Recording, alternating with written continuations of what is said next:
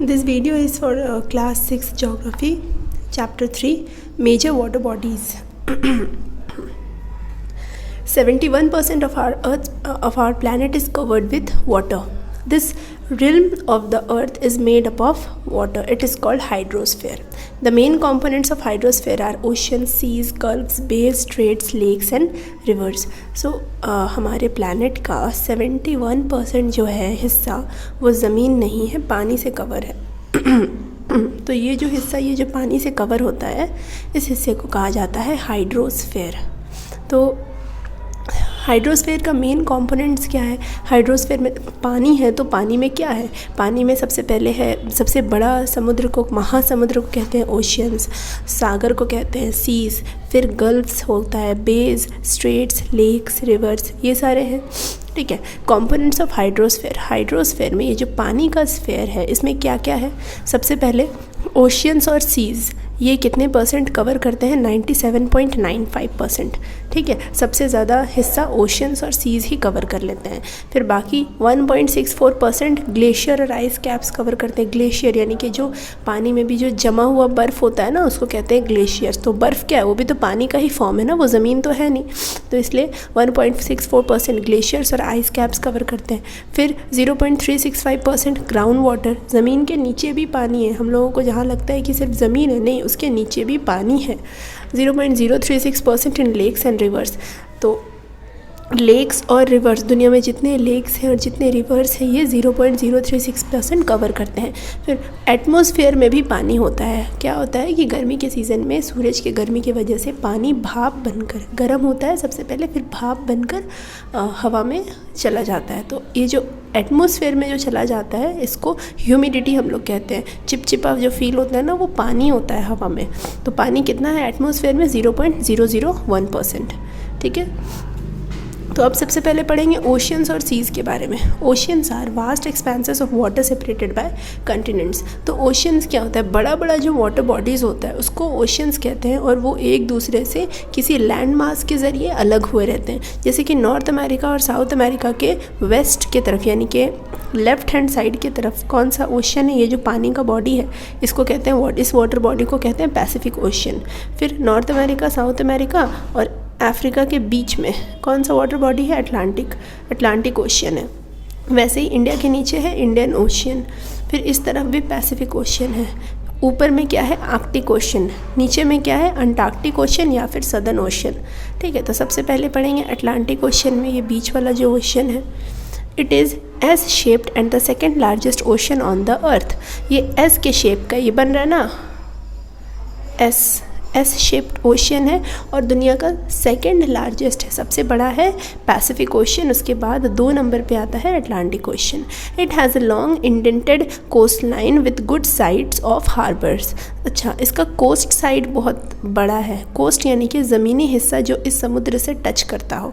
ज़मीनी हिस्सा कौन सा है? अमेरिका का ईस्टर्न साइड, साउथ अमेरिका का नदर्न और ईस्टर्न साइड, अफ्रीका का वेस्टर्न साइड है ना, यूरोप का वेस्टर्न साइड. इतना बड़ा कोस्ट है इसका. ठीक है. कोस्ट लाइन इसका सबसे बड़ा है.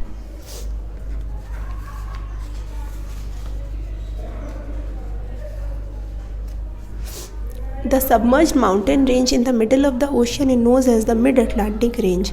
अच्छा, अटलांटिक ओशन में भी बीच में ना एक माउंटेन है. अटलांटिक ओशन के बीच में वो पानी आ जाने की वजह से वो माउंटेन डूब चुका है, लेकिन उसका सिर्फ ऊपरी हिस्सा ज़रा सा दिखाई देता है. तो उसको कहते हैं मिड अटलांटिक रेंज, क्योंकि वो अटलांटिक के मिडल में है एकदम. Mid Atlantic ridge. तो इसका नाम रिज किस लिए पड़ा? क्योंकि ऊपर सिर्फ ये ज़रा सा उसका पोर्शन उठा हुआ दिखता है. वो माउंटेन जो है पानी से पूरा डूब चुका है. उसके बाद फिर आता है इंडियन ओशन.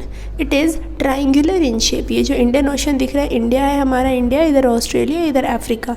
तो देखो it is triangular in shape. Triangular हो रहा है कि नहीं? अच्छा, एम शेप भी इसको कह सकते हैं. ये देखो, यहाँ से ये लाइन जा रहा है, फिर ये इधर ये हो गया ना एम शेप का. M. It is triangular in shape and narrows down towards the north. North की तरफ थोड़ा पतला हो जाता है, साउथ की तरफ चौड़ा हो जाता है. It is only ocean named after a country. ये सिर्फ एक ऐसा ओशियन है जो कि किसी कंट्री के नाम पे रखा गया। इंडिया के नीचे इसलिए इंडियन ओशन। अच्छा, अटलांटिक ओशन जो है किसी कंट्री के नाम पे है क्या? किसी कंट्री का नाम या किसी कॉन्टिनेंट का नाम अटलांटिक है? नहीं है। किसी कॉन्टिनेंट का नाम या कंट्री का नाम पैसिफिक है? नहीं है। सिर्फ ये ऐसा ओशन, इकलौता ओशन है जो किसी कंट्री के नाम के हिसाब से रखा गया है। ये हो गया इंडियन ओशन। अब उसके बाद क्या है? Arctic ocean. आर्कटिक ओशन जो नॉर्थ साइड में है, ऊपर साइड में, it is the smallest ocean. सबसे छोटा ओशन कौन सा है? Arctic ocean. It lies with the Arctic circle and the north pole. तो आर्कटिक ओशन कहाँ है? ये देखो, सिर्फ आर्कटिक ओशन को सीधा दिखाया गया है यहाँ पे। अर्थ के ऊपरी हिस्सा में, जैसे कि ये जो पार्ट है ना, ये वाला लाइट ब्लू कलर का, यहाँ से ऊपर है आर्कटिक ओशन। तो ये आर्कटिक सर्कल और नॉर्थ पोल के बीच में है। आर्कटिक सर्कल एक लैटिट्यूड है, उस लैटिट्यूड और नॉर्थ पोल के बीच में है ये। तो इतना बड़ा जगह ये कवर करता है। सबसे छोटा सा ओशन है। Its location with the Arctic circle keeps it frozen through out the year. लेकिन ये पूरे साल बर्फ़ से जमा होता है। ये जमा हुआ ओशन है क्योंकि ये एकदम ऊपर में होता है, एकदम अर्थ के एकदम ऊपर में, जहाँ सूरज का रोशनी बहुत कम पहुँचता है। इस वजह से ये पूरा बर्फीला होता है, हमेशा जमा हुआ होता है। अब उसके बाद फिर है पैसिफिक ओशन। पैसिफिक ओशन सबसे बड़ा ओशन है। ये नॉर्थ एंड साउथ अमेरिका के वेस्ट के तरफ है और एशिया और ऑस्ट्रेलिया के ईस्ट के तरफ है। ठीक है। It is O shaped. ये ओ शेप्ड का है। Pacific means calm and tranquil. Pacific का मतलब होता है काम, यानी कि शांत ocean. It is the largest ocean in the world. दुनिया का सबसे बड़ा ओशन यही है और सबसे डीप भी है। सबसे गहरा ओशन भी यही है। और दुनिया का जो सबसे डीपेस्ट जगह है, deepest ocean trench in the world is Mariana trench. दुनिया का सबसे जैसे ऊंचा जगह क्या है? माउंट एवरेस्ट सबसे ऊंचा पहाड़ है दुनिया में, उससे ऊंचा और कुछ नहीं। वैसे ही सबसे गहरा क्या है? गहरा जो जगह है उसको ट्रेंच बोलते हैं। वो कोई पहाड़ नहीं है, वो ट्रेंच है। ठीक है। वो गहरा और कहाँ है? वो पैसिफिक ओशन में। उसका नाम है Mariana trench. It would be interesting to note that the height of Mount Everest is less than the deepest point of the earth. तो माउंट एवरेस्ट का ऊंचाई जितना है ना, कितना है? 8,850 फीट, 50 मीटर ऊंचा है। लेकिन जो अर्थ का जो सबसे गहरा पॉइंट है, जो सबसे डीपेस्ट पॉइंट है, वो 8,850 मीटर से भी ज़्यादा गहरा है। यानी कि अर्थ में गहरा जो डीपेस्ट पॉइंट है वो सबसे ज़्यादा है। हाईएस्ट पॉइंट के मुकाबले भी डीपेस्ट पॉइंट बहुत ज़्यादा है अंदर तक। It is bordered by active volcanoes. अच्छा, पैसिफिक ओशन के चारों तरफ वोल्केनोज़ हैं, एक्टिव वोल्केनोज़ हैं, जिनको पैसिफिक रिंग ऑफ फायर भी कहा जाता है। पैसिफिक रिंग ऑफ फायर क्योंकि चारों तरफ मतलब कि माउंटेन्स जो भी हैं उसमें वोल्केनोज़ बहुत ज़्यादा है और एक्टिव है, यानी कि सब टाइम टू टाइम वो वोल्केनो में से लावा का इरप्शन होते रहता है। फिर क्या है? सदर्न ओशन या फिर कह सकते हैं अंटार्कटिक ओशन। सदर्न ओशन यानी कि जो नीचे वाला पार्ट है अंटार्कटिका के ऊपर। ठीक है, ये अंटार्कटिका के ऊपर सदर्न ओशन है। The water of Atlantic ocean, Indian ocean and Pacific ocean in the south form the southern ocean. तो हुआ क्या है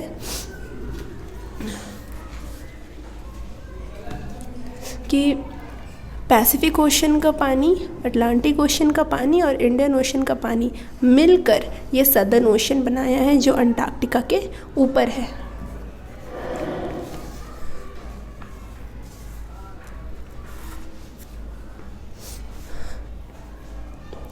it surrounds the continent of Antarctica. तो अंटार्कटिका को पूरे तरीके से वो ओशन कवर करके रखा है, बाहर की तरफ से पूरा चारों तरफ बाउंड्री बना करके रखा है। Significance of oceans. ओशंस का क्या खासियत है, क्या इम्पोर्टेंस है, ओशन का क्या महत्व है? Oceans are important in many ways. They provide large amount of water to atmosphere by evaporation. Ocean की वजह से ही जब अच्छा बारिश कैसे होता है? जब गर्मी के टाइम पे पानी गर्म होकर भाप बनकर ऊपर जाता है, वही पानी ठंडा होकर बारिश करता है। तो पानी कहाँ से भाप बनकर ऊपर जाएगा? सबसे पहले जहाँ पानी सबसे ज़्यादा होगा ना, ओशन के ऊपर से ज़्यादा इवेपोरेशन हो पाता है।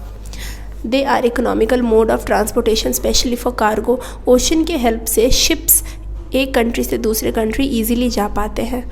They are a source of food, minerals and tidal energy.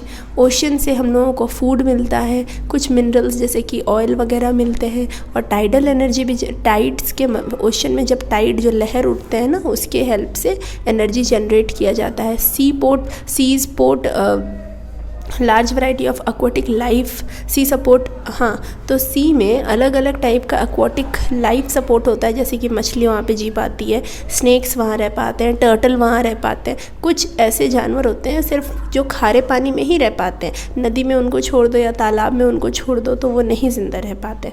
ठीक है। Ocean currents and sea breezes have a moderating influence on the climate of coastal regions. For example, the warm Gulf Stream keeps the port of Murmansk in the Arctic ocean ice free. अच्छा, जो area ocean के किनारे होता है वो ocean के temperature के हिसाब से, मतलब कि उसमें भी टेम्परेचर चेंजेस होता है। ज़्यादातर ओशन के किनारे रहने वाले इलाकों में ना कभी ज़्यादा ठंडा पड़ता है ना कभी ज़्यादा गर्म पड़ता है। ठीक है, तो इसके मदद से क्या हो पाता है कि जैसे ओशन के किनारे हम लोगों के इंडिया में अगर हम लोग देखें कि विशाखापट्टनम है ना, चेन्नई, पौंडीचेरी, ये ओशन के किनारे हैं, बे ऑफ बंगाल के किनारे, सी के किनारे हैं। तो पानी के किनारे जो है ये लोग हैं, ठंडे के सीज़न में इन लोगों को स्वेटर निकालने का ज़रूरत नहीं पड़ता है, कभी भी नहीं। ये लोगों को मतलब मॉडरेटिंग इन्फ्लुएंस होता है। गर्मी के टाइम पे भी इन लोगों को बहुत ज़्यादा गर्मी कभी नहीं लगता है, क्योंकि सी के पास है ना, मतलब बे के पास है, बे ऑफ बंगाल के पास है वो।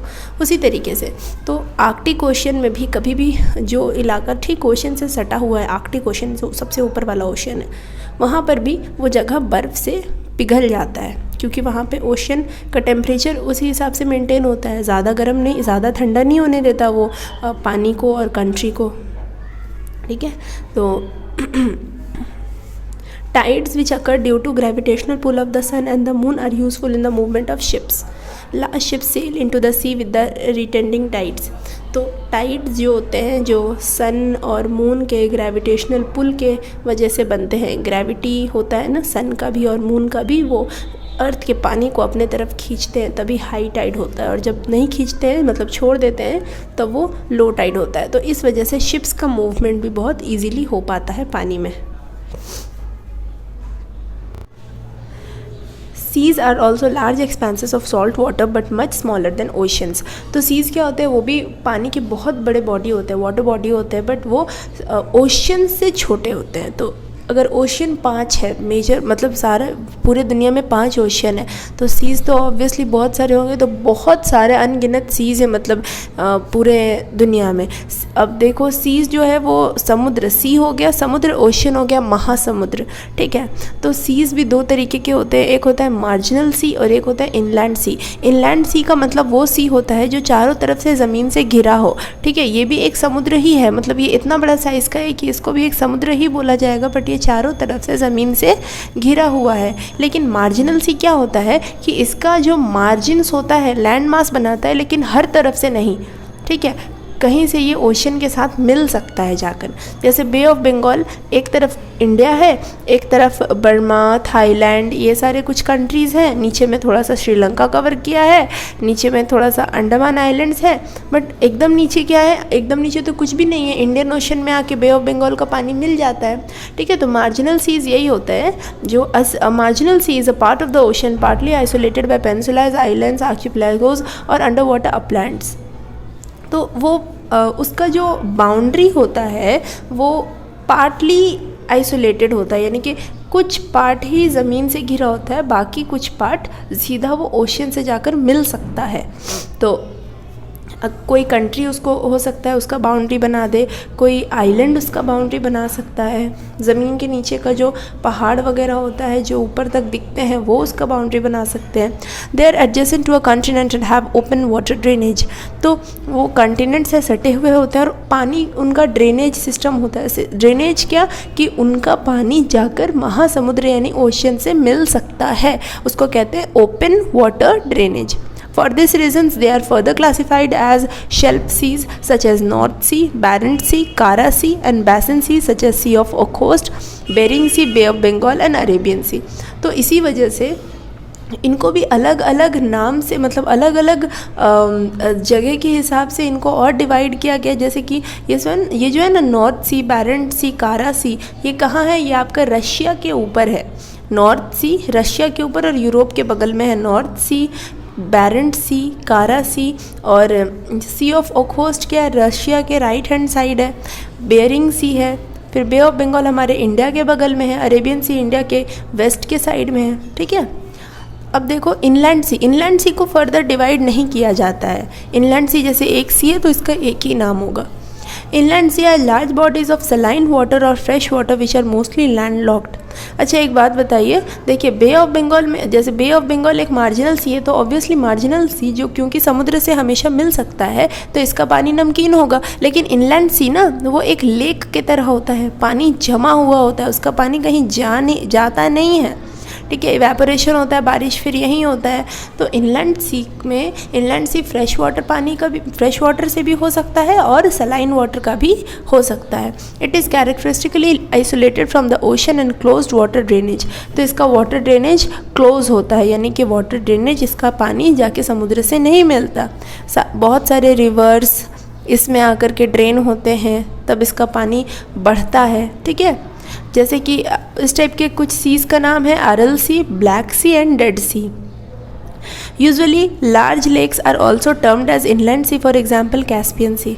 तो ये कुछ सीज के नाम है, अरल सी, ब्लैक सी, डेड सी, ये एग्जाम्पल्स हो गए इनलैंड सी के। और यूजुअली अगर बहुत बड़ा बड़ा लेक है, लेक भी इसी तरीके से होता है। लेक समझो जैसे एक तालाब है, तालाब बहुत बड़ा हो, दिखने से ऐसे लगे जैसे कि हम किसी समुद्र में आ गए हैं। ठीक है, तो उसको कहते हैं लेक। और बहुत ज़्यादा बड़ा अगर लेक है, लेक मतलब चारों तरफ से घिरा हुआ, बहुत ज़्यादा बड़ा अगर लेक है तो उसको एक सी का नाम दे दिया जाता है। अब क्योंकि वो चारों तरफ से घिरा हुआ है, आइसोलेटेड है, तो उसको कहते हैं इनलैंड सी। ठीक है, तो अब उसके बाद क्या है? लेक। तो लेक तो पता चल ही गया, लेक क्या है? अ lake is a water body that is surrounded by land. जो चारों तरफ से ज़मीन से घिरा हो उसी को कहते हैं लेक।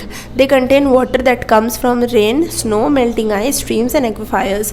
तो उनमें पानी कहाँ से आता है? लेक में पानी कहाँ से आता है? बारिश से आएगा।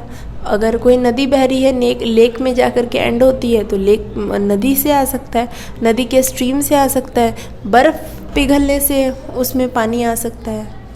ठीक है,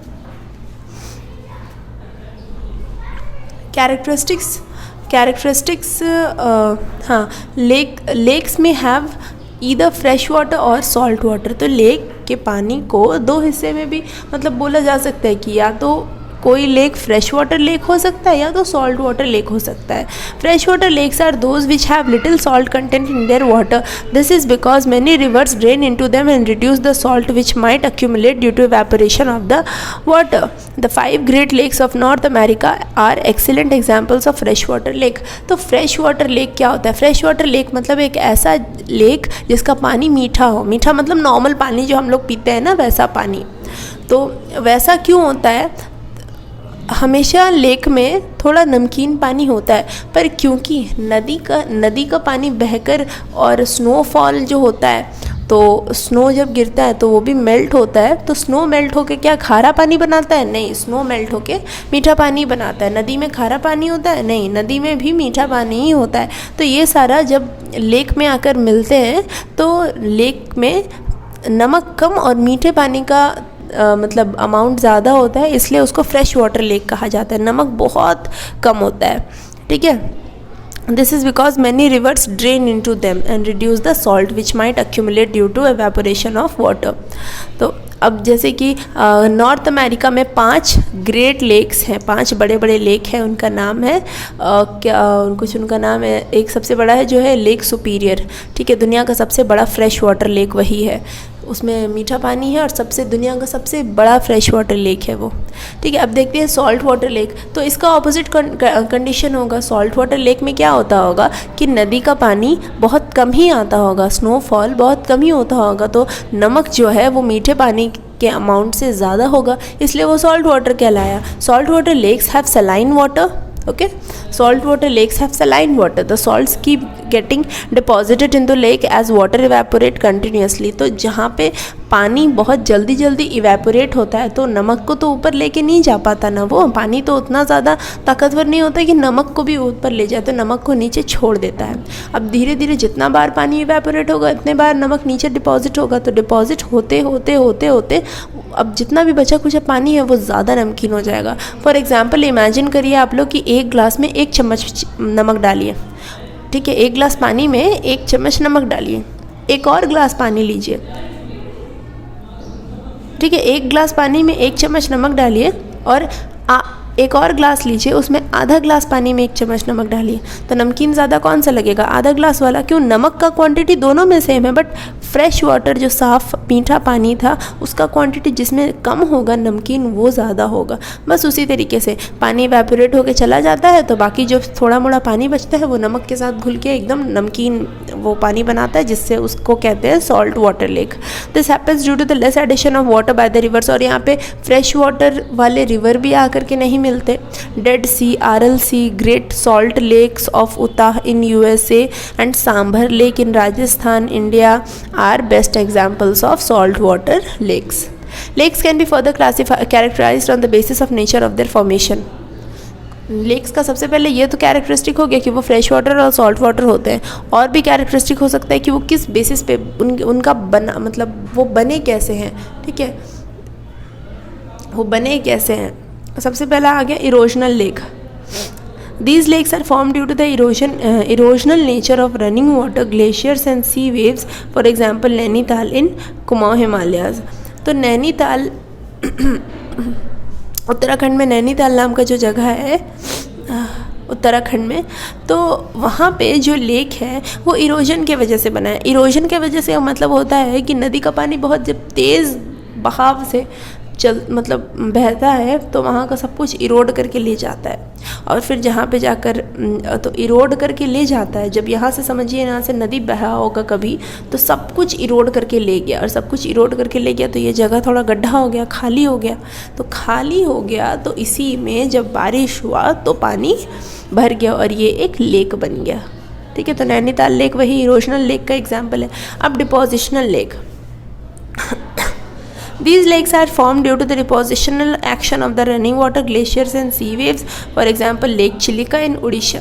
Depositional lake क्या होता है? वही सेम चीज़ है कि पानी बह रहा है, बहुत तेज़ी से बह रहा है, और पानी फिर जहाँ जाकर जमा होगा उसी को कहते हैं डिपोजिशनल लेक। नदी का पानी बह रहा है बहुत तेज़ फ्लो से, वो पानी जहाँ जाकर जमा होगा, किसी गड्ढे में जाकर जमा होगा तो वो कहलाएगा डिपोजिशनल लेक। तो इरोजनल और डिपोजिशनल लेक सेम चीज़ है, बस यहाँ से पानी यहाँ से गड्ढा हो जाता है तो पानी जमा होता है, और ये जाकर गड्ढे में पानी को जमा कर देता है। तो सेम चीज़ है दोनों, एक तरीके से देखा जाए तो इरोजनल लेक और डिपोजिशनल लेक। अब उसके बाद है tectonic lakes. The lakes that are formed due to the earth's movements are called tectonic lakes. For example, Lake Baikal in Central Asia. तो सेंट्रल एशिया में एक लेक है, लेक बाइकल। वो कैसे बना है? टेक्टोनिक मूवमेंट की वजह से। हम लोग सबको पता है कि अर्थ के क्रस्ट के नीचे, क्रस्ट यानी कि सबसे पहले वाला लेयर, क्रस्ट के नीचे मैंटल में मैग्मा जो होता है यानी कि लावा, वो ऊपर नीचे होते रहता है, जिसकी वजह से क्रस्ट का निचला हिस्सा जिसको हम लोग टेक्टोनिक प्लेट्स कहते हैं वो मूव करता है। और जब वो मूव करता है तो एक प्लेट है अगर दूसरे प्लेट से दूर हो गया तो बीच में गड्ढा हो जाता है। नीचे ज़मीन के नीचे हम लोगों को नहीं पता चलता है कि वो दूर हो रहा है कि पास हो रहा है, बट ऊपर में दिखाई देता है कि अगर एक के ऊपर एक टकरा गया तो ज़मीन के ऊपर हम लोगों को थोड़ा अर्थक्वेक फील होता है। वैसे ही अगर ये दूर हो गया तो ऊपर में क्या होता है ना, गड्ढा हो जाता है, और उसमें फिर पानी जब बारिश होती है तो वो टेक्टोनिक लेक बन जाते हैं। फिर क्या होता है? Volcanic lake. Lakes that are formed at the crater of an extinct or dormant volcano are called volcanic lakes, like the crater lake of Oregon, USA. तो क्रेटर पे जो लेक बनता है, क्रेटर इन द सेंस जो पहाड़ होते हैं ना जहाँ से वोल्केनो का इरप्शन होता है, जहाँ से लावा निकलता है। अब अगर वो डॉर्मेंट हो चुका है, अब वहाँ से लावा निकलना बंद हो चुका है, ठीक है। डॉर्मेंट मतलब कि कुछ 100 सालों तक लावा निकलना बंद हो चुका है, तो वहाँ पे पानी जमा हो करके लेक बनाता है। उसके बाद फिर क्या? Artificial lake. आर्टिफिशियल मतलब लोग गड्ढा खोद कर लेक बनाते हैं। Some lakes are made artificially in order to harness water for hydel power or to provide irrigation and for drinking water supply. For example, Gobind Sagar Lake on the river Satluj in India.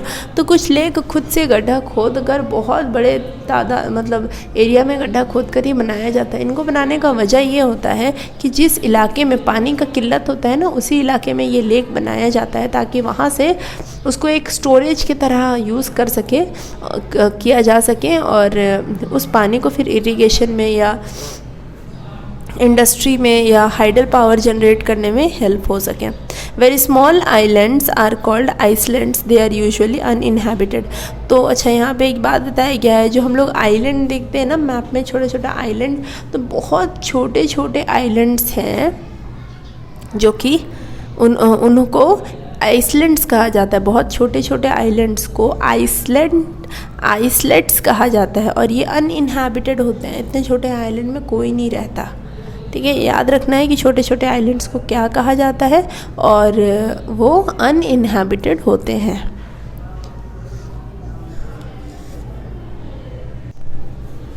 Distribution. Lakes can be found in the mountains, deserts, plains or even near seashores. तो lake mountain में भी पाए जा सकते हैं, desserts में भी, planes में भी और समुद्र के किनारे भी पाए जा सकते हैं।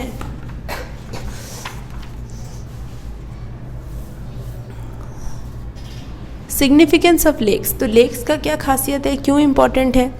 दे provide opportunities for fresh water fishing. तो अगर किसी को साफ़ पानी में, फ्रेश वाटर, मीठे पानी में फ़िशिंग करना है तो वो यहाँ जा सकता है। They moderate the climate of surrounding areas. तो जो लेक होते हैं ना, उनके अगल बगल के क्लाइमेट को ये पानी वाला बॉडी जो होता है ना मेंटेन करके रखता है। लेक के चारों तरफ के एरिया को, टेम्परेचर को, वहाँ के एरिया के टेम्परेचर को मेंटेन करके रखता है। गर्मी में ज़्यादा गर्मी नहीं होने देता, ठंडा में ज़्यादा ठंडा नहीं होने देता। They provide water for irrigation. Many water sports have been developed on the lakes which have now become major tourist attraction. Lakes पे स्पोर्ट्स भी खेला जाता है, जैसे सी सर्फिंग होता है ना समुद्र पे, वैसे लेक पे स्पोर्ट्स भी खेला जाता है। उसके बाद है river. A river basin is an area of land drained by a river and its tributary. तो what is a river basin? River basin वो एरिया है, जैसे कि ये रिवर बेसिन, यहाँ से मेन रिवर निकल रहा है, यहाँ से उसको एक और छोटा रिवर ज्वाइन कर लिया, यहाँ से एक और रिवर उसको ज्वाइन कर लिया। तो ऐसे करते करते इस रिवर का, इस मेन रिवर का और इसको छोटे छोटे ट्रिब्यूटरीज़ को मिला करके ये कितने बड़ा एरिया को कवर किया है? लगभग इतने बड़े एरिया को ये कवर किया है। तो ये उसका कहलाएगा रिवर बेसिन। ठीक है। और वाटर शेड क्या होता है? वाटर शेड मतलब कि जैसे बीच में कहीं पहाड़ आ गया, एक रिवर को दूसरे रिवर से दूर कर दिया, मतलब कि एक रिवर बेसिन को दूसरे रिवर बेसिन से बीच में कोई पहाड़ आ गया वो दूर कर दिया, तो उसको कहते हैं वाटर शेड। ठीक है। और सोर्स किसको कहते हैं? रिवर जहाँ से ओरिजिनेट होकर आती है उसको, उसी को सोर्स भी कहा जाता है। This journey of river has 3 stages, upper course, middle coast and lower coast. तो रिवर 3 कोर्सेस से होते हुए नीचे आती है। सबसे पहले अपर कोर्स, फिर मिडल कोर्स, उसके बाद फिर लोअर कोर्स। तो इसके बारे में थोड़ा डिटेल में पढ़ेंगे। अपर course, it is generally in the highlands, and since the slope of the land is very deep, the river flows swiftly and starts eroding its bank. Upper course का मतलब होता है जो शुरुआत जहाँ से रिवर निकलती है वहाँ से, तो रिवर क्या करती है, बहुत तेज़ी से निकलती है, मतलब थोड़ा स्ट्रीम एज अ स्ट्रीम निकलती है, ताकतवर रिवर की तरह नहीं निकलती है, थोड़ा सा स्पीड से ही निकलती है। तो वहाँ से वो क्या करती है, इरोड करती है, मिट्टी बालू पत्थर को इरोड करते करते करते करते आगे बढ़ती है। तो यही जो रास्ता है ना, इसी को कहते हैं अपर कोर्स।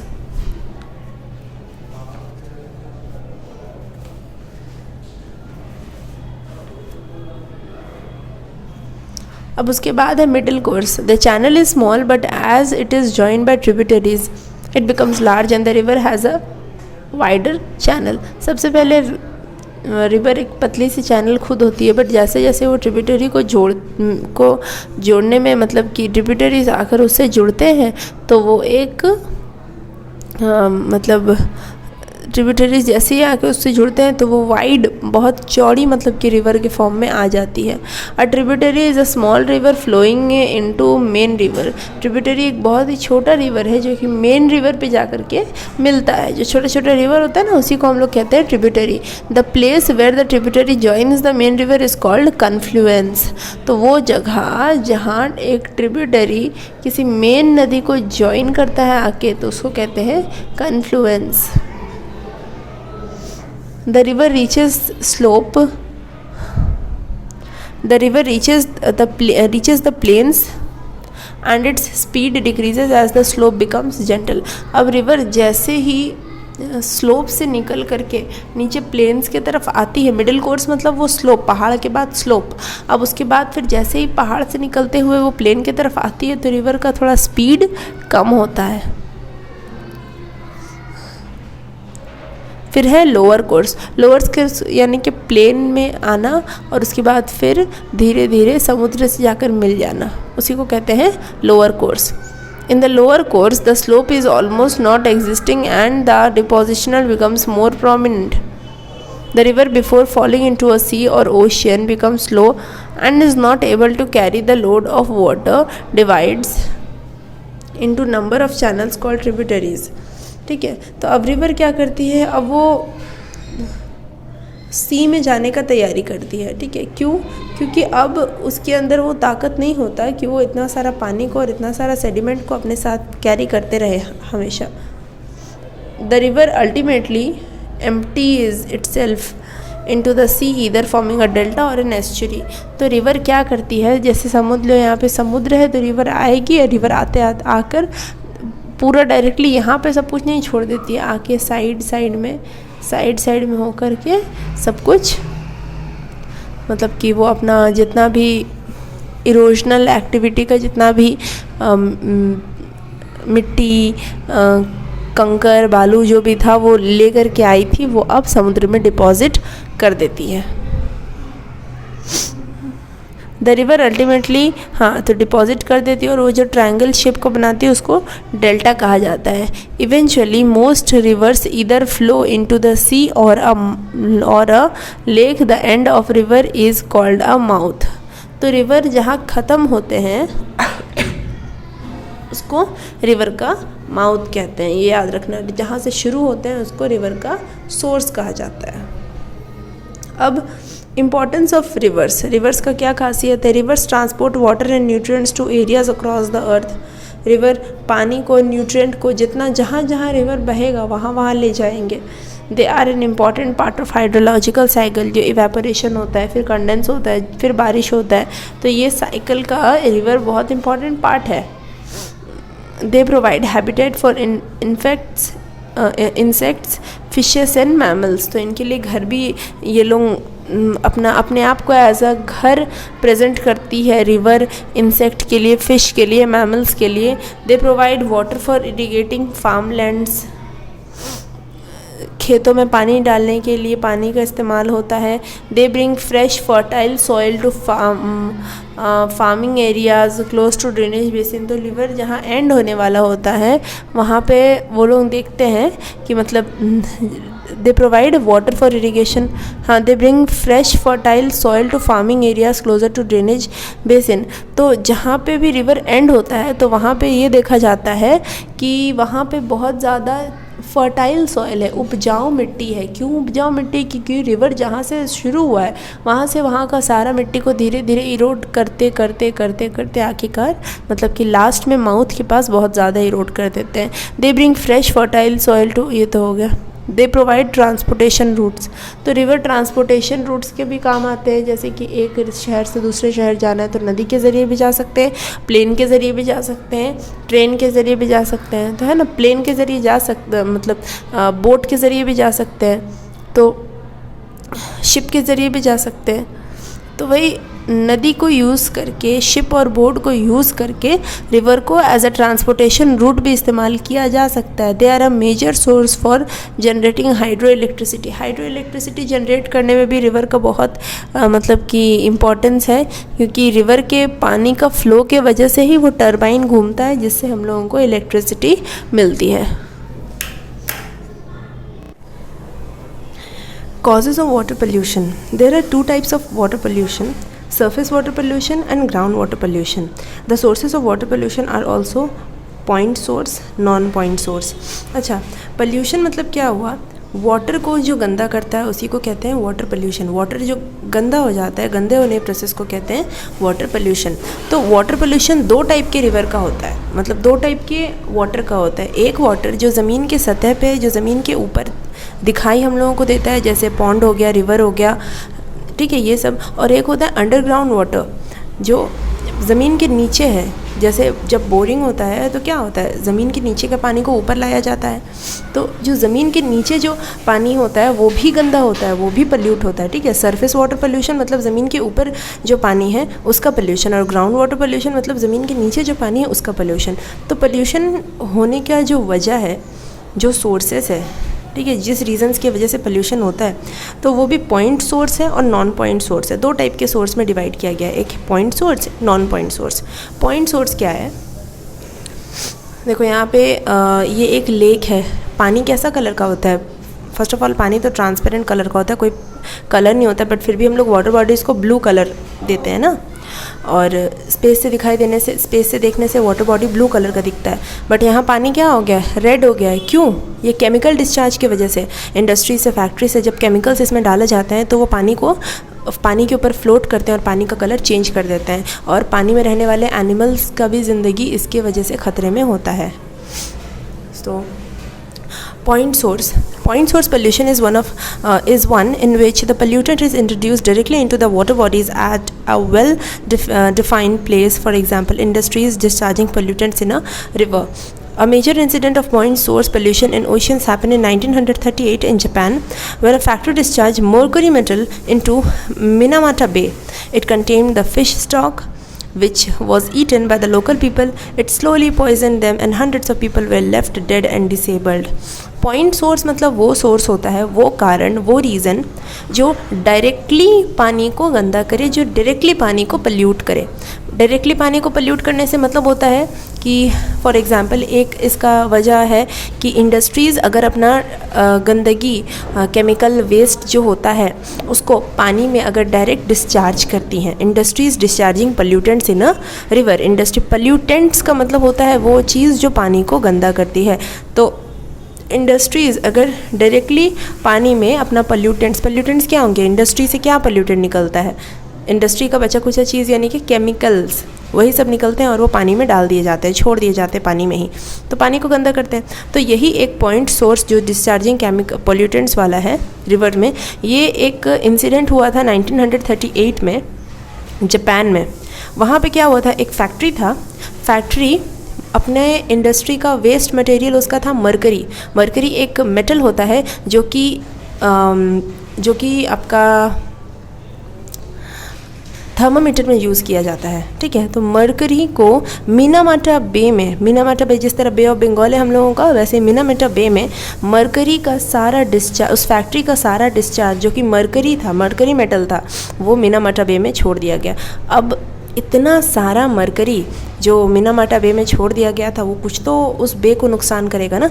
वो मतलब कि बहुत सारे तादाद में वहाँ की सारी मछलियों को, जितना भी लाइफ स्टॉक था, जो फिशेस वगैरह था, मरीन एनिमल्स जो भी होते हैं, उनको बर्बाद कर दिया. यानी कि उनका जान इसी मरकरी की वजह से चला गया. और प्रॉब्लम का बात तो ये है, सिर्फ फ़िश का स्टॉक ख़त्म नहीं हुआ, ये वो फ़िश थी जिनको वहाँ के लोग खाते थे. जापान में, चाइना में ये लोग ज़्यादातर तो मछली को ही खाते हैं ना, ज़्यादातर इनका डिशेस में फ़िश ही शामिल होता है. तो इस वजह से जापान के लोग मतलब बहुत ज़्यादा इफ़ेक्टेड हुए थे.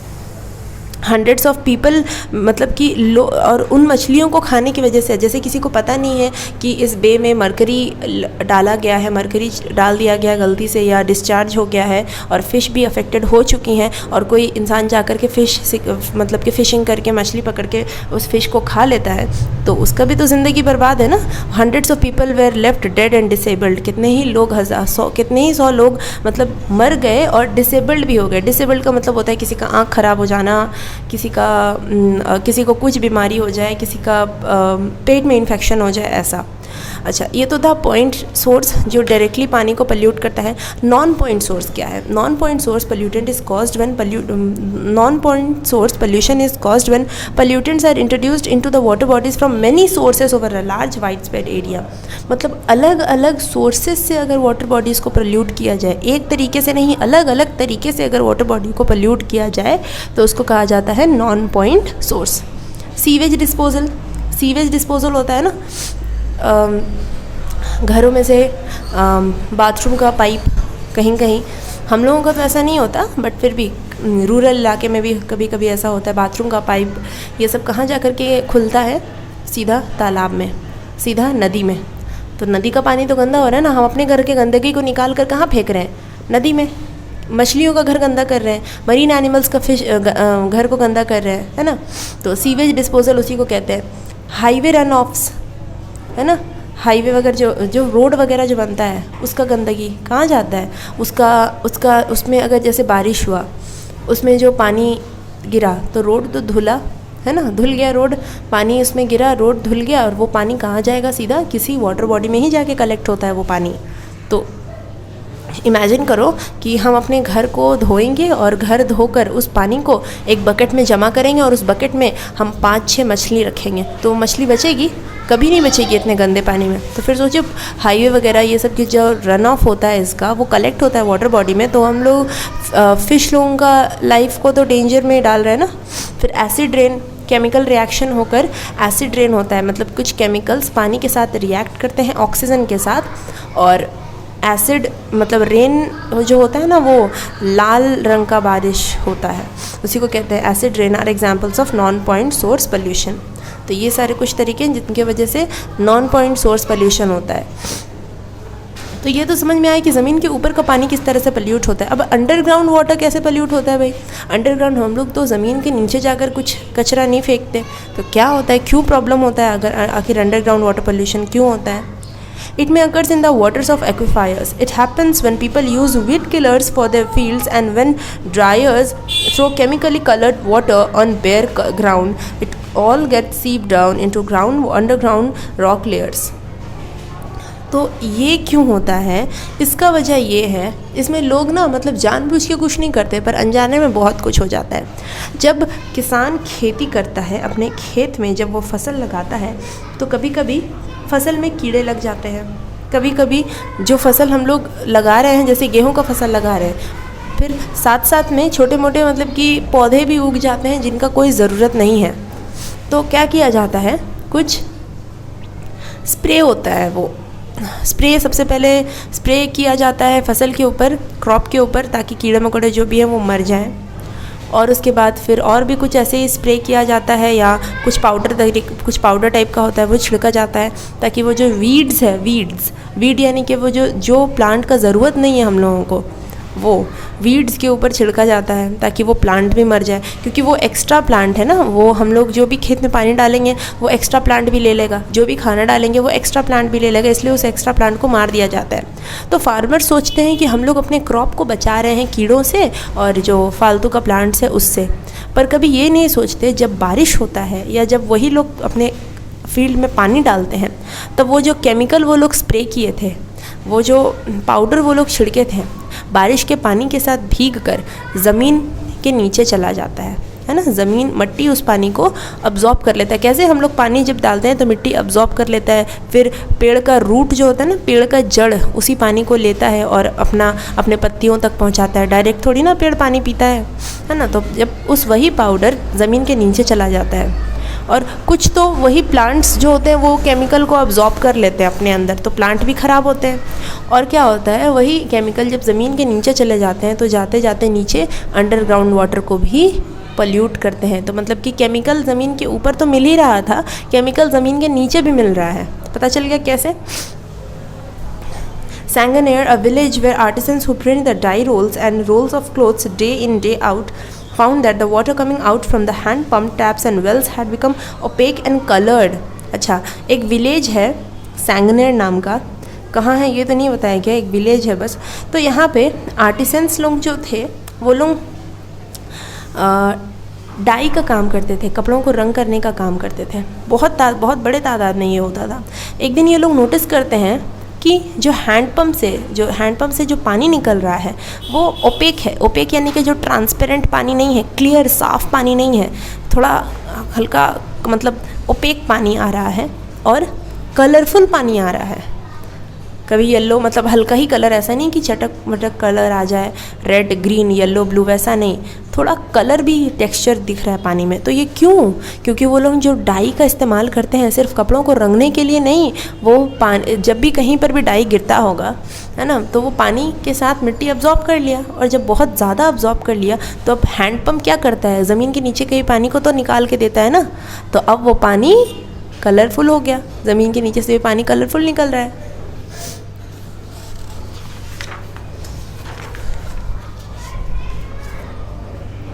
Sometimes transboundary pollution also occurs, especially by radioactive waste. This may travel by oceans to thousands of kilometers. For example, countries like Norway and Ireland get affected by nuclear processing plants in France and UK. कभी कभी transboundary pollution भी होता है। Transboundary pollution का मतलब होता है कि मतलब पोल्यूशन एक जगह में हो रहा है लेकिन उसका असर दूसरे जगह दिखाई दे रहा है, ठीक है। Specially by radio active waste, this may travel by oceans, और ये ओशन के हेल्प से ट्रैवल करता है। अब एक जगह पोल्यूशन हो रहा है लेकिन उसका असर दूसरे जगह दिखाई दे रहा है, क्यों? क्योंकि वो पोल्यूशन ओशन के हेल्प से ट्रैवल करके थाउजेंड्स ऑफ किलोमीटर्स दूर चला जाता है और दूसरे कंट्री में जाकर अपना असर दिखाता है। जैसे कि कंट्रीज़ लाइक नॉर्वे, आयरलैंड, ये अफेक्ट होते हैं। क्यों? यूके के, यूनाइटेड किंगडम के न्यूक्लियर प्रोसेसिंग प्लांट्स के वजह से, फ्रांस और यूके के प्लांट्स के न्यूक्लियर प्रोसेसिंग प्लांट्स की वजह से नॉर्वे और आयरलैंड के भी प्लांट भी अफेक्टेड होते हैं, ठीक है। नॉर्वे और आयरलैंड वर्ल्ड मैप में, नॉर्वे और आयरलैंड वर्ल्ड मैप में ऊपर की तरफ है, नॉर्वे ऊपर की तरफ है और फ्रांस और यूके नीचे की तरफ है, आयरलैंड जो है यूके के बगल में है।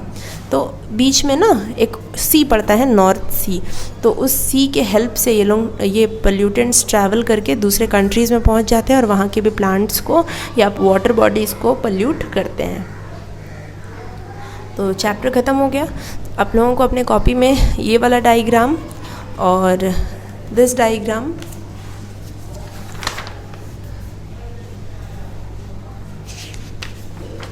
एंड दिस डायग्राम, ये डायग्राम्स आपको अपने कॉपी में बनाना होगा।